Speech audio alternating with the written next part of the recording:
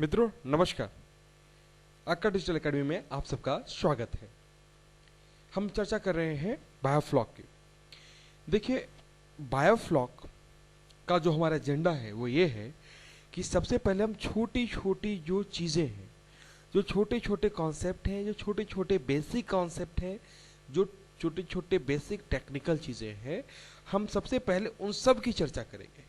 हम सबसे पहले समझेंगे टीडीएस क्या है, हम सबसे पहले समझेंगे पीएच क्या होता है, अमोनिया कैसे फॉर्म होता है, ठीक है, प्रोबायोटिक्स क्या होता है, बायोफ्लॉक क्या होता है, बायोफ्लॉक बनता कैसे है, ठीक है।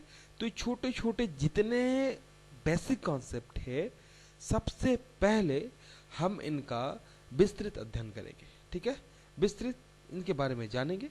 इसके बाद हम लोग लाइव प्रैक्टिकल ट्रेनिंग करेंगे। तो जब आपके पास बेसिक कॉन्सेप्ट क्लियर होगा और उसके बाद लाइव प्रैक्टिकल ट्रेनिंग होगा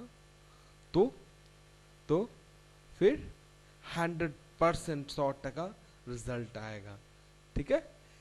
चलिए, हमारे पास कुछ क्वेश्चंस हैं। प्रशांत जी हैं, उनका मेल आया है।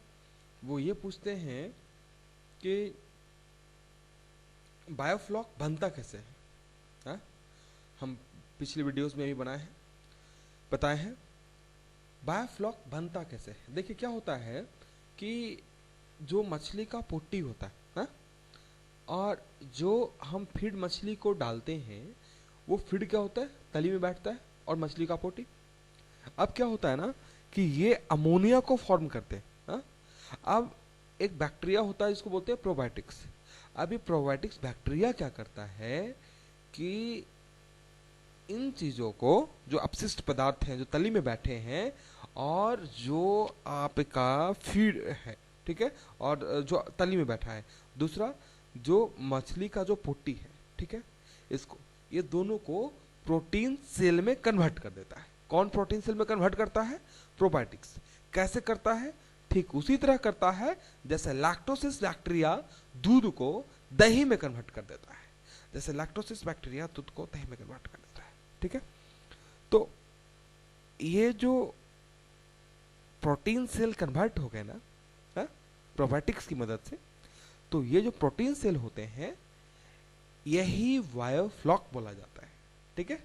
इनको ही हम बायोफ्लॉक बोलते हैं, ठीक है। दूसरा क्वेश्चन है संजीव जी का। ये जानना चाहते हैं प्रोबायोटिक्स के बारे में कि प्रोबायोटिक्स को डिटेल से समझें। देखिए संजीव जी, प्रोबायोटिक्स ना क्या होता है कि ये हेल्पफुल बैक्टीरिया है। ये उस तरह का बैक्टीरिया है जैसे लैक्टोसिस है जो दूध को दही बनाता है, ठीक है। तो 70 तरह के ऐसे प्रोबायोटिक्स बैक्टीरिया हैं जिनका यूज हम बायोफ्लॉक बनाने के लिए कर सकते हैं।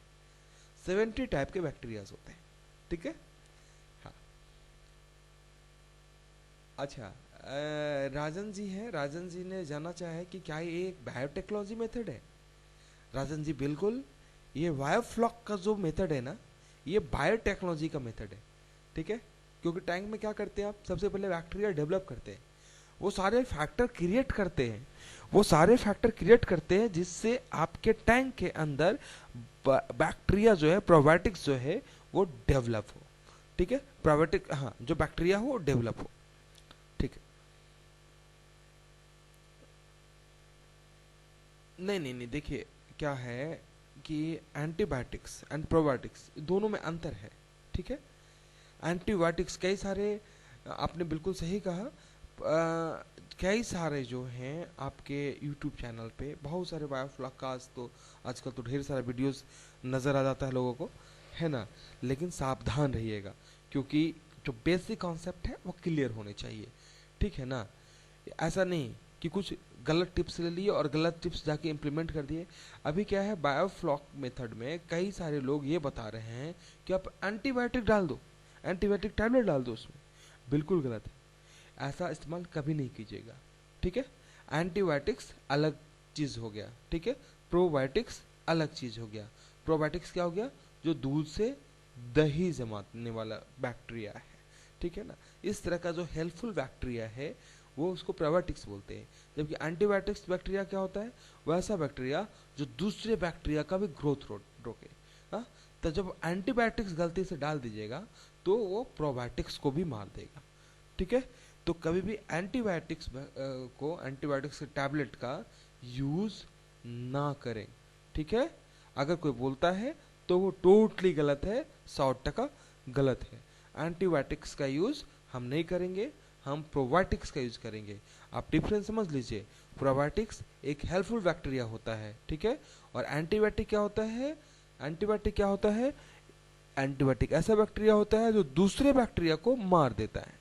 ठीक है, जो संक्रमण फैलाने वाले बैक्टीरिया हैं उनको मारता है, उनके साथ साथ जो अच्छे बैक्टीरिया हैं वो भी मरते हैं। ठीक है, रंजन जी पूछना चाह रहे हैं कि टेम्परेचर का क्या रोल है इसमें। भाई रंजन जी, बड़ा अच्छा सवाल है।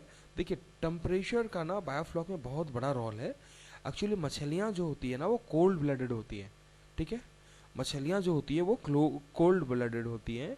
तो अगर इनका टेम्परेचर 40-45 डिग्री तक हो तब कोई दिक्कत नहीं, लेकिन अगर इनका टेम्परेचर 20 डिग्री सेल्सियस से कम हो तो परेशानी हो सकता है, तो परेशानी हो सकता है। ठीक है, तो ध्यान रखेंगे कि जो टेम्परेचर है वो 20 डिग्री से कम ना हो। ठीक है, तो हम लोग 20 डिग्री से ऊपर टेम्परेचर हो, ठीक है, 40-45 डिग्री के आसपास तक। ठीक है, हाँ।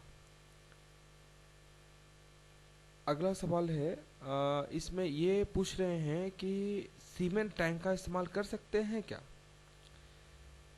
देखिए रितेश जी, रितेश बाबू, सीमेंट टैंक का इस्तेमाल काहे नहीं कर सकते, कर सकते हैं।